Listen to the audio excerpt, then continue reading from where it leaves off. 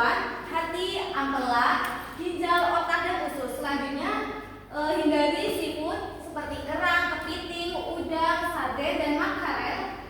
Nah, ketiga itu daging mentah, daging sapi, kambing, dan bebek konsumsi secukupnya.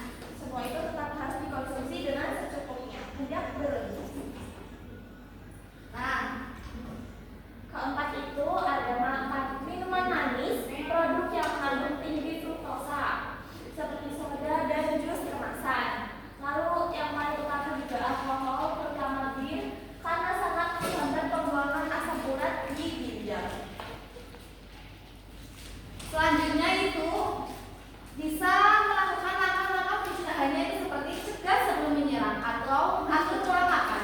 Seperti diet rendah purin, itu pilih sumber protein yang aman seperti dada ayam, telur, dan produk susu rendah lemak.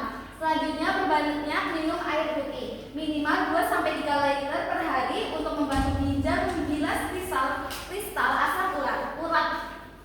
Selanjutnya itu jaga berat badan ideal. Itu obesitas meningkatkan beban sendi dan produksi asam urat tubuh. Dan terakhir itu